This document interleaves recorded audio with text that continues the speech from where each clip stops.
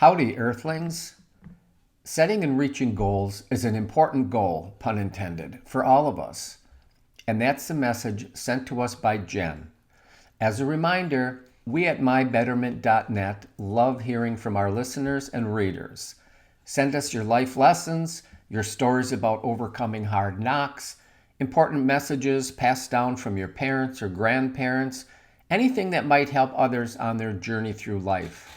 As we've said before, humans aren't born with coping skills. We have to learn them.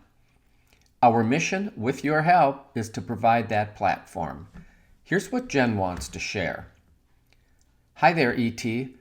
I wanted to write about setting goals because I think it's an important thing all of us do with varying degrees of success.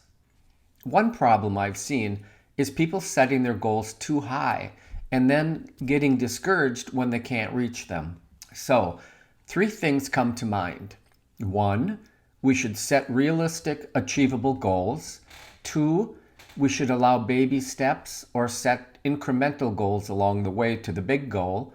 And 3, we shouldn't fall apart when we don't or can't reach a goal. There's always another day and another opportunity.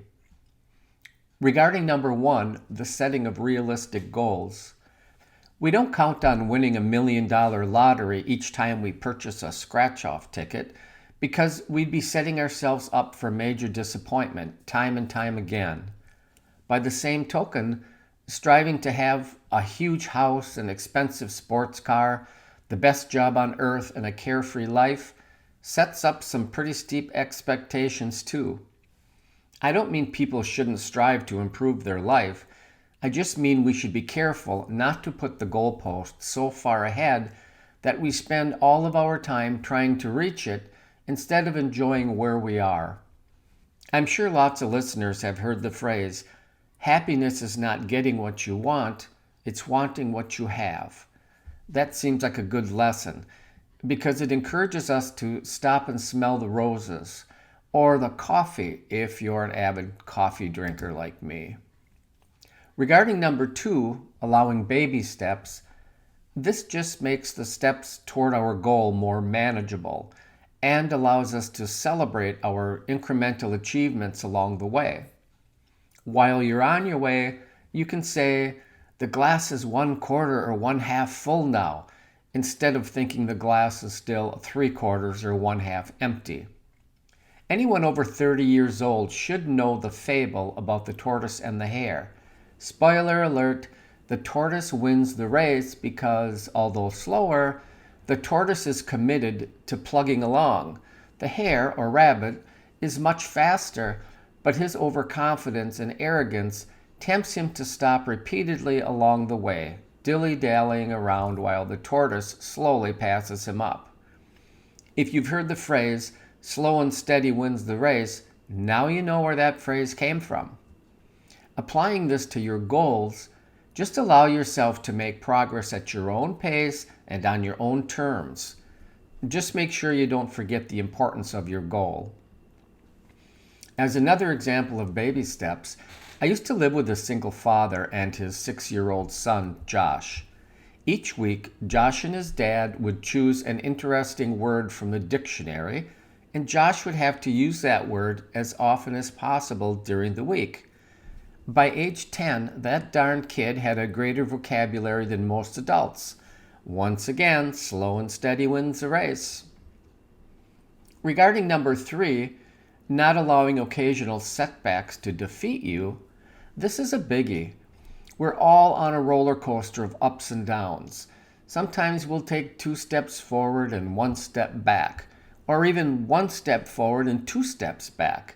But hey, you've shown that you can move forward, so just pat yourself on the back and work on trying to get on track tomorrow. If at first you don't succeed, try again. I hate hearing people say things like, this is the only way to quit smoking. The truth is, some people quit cold turkey, some taper off, some use the patch, and most former smokers made multiple attempts before they finally quit. I'm actually a former smoker who quit cold turkey about 10 years ago. Different methods work for different people. So, whatever your goal is, think about what might work best for you. If it works, great.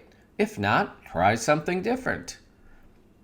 Just be your own persistent cheerleader, like the high fivers along the roadside during a marathon. I'm going to throw one more concept into the mix here because it might be helpful to some folks. There's a relatively new and sometimes controversial prevention strategy referred to as risk reduction, often used as part of risk reduction counseling. The concept gained popularity during the HIV/AIDS crisis in the 90s. In a nutshell, the risk factors for a high-risk person are identified and quantified. For example, if a sex worker is having unprotected sex 10 times per week, then we set a goal of reducing the number of hookups to 5 times a week and using condoms as often as possible. If an injection drug user is shooting up and sharing syringes daily, let's at least provide clean syringes to reduce or eliminate HIV transmission through dirty needles. As I said, the risk reduction model gets mixed reviews, but it might be helpful for some people in some situations. So there you have it. I like when your writers include quotes from famous people, so I'll end with an applicable quote from long-gone actress Lucille Ball. She said, "Remember to recognize your small successes. Don't let the brightness of that big goal blind you to what happens on the way toward that goal." Thank you, E.T., for the opportunity to send my comments. Thank you, Jen. It's our listeners and readers who make this forum possible. So keep our inbox full and we'll keep forwarding your wise and helpful tidbits. That's a promise. E.T. here, signing off and wishing everyone a better today than yesterday, but not quite as good as tomorrow. Love you, schmov ya.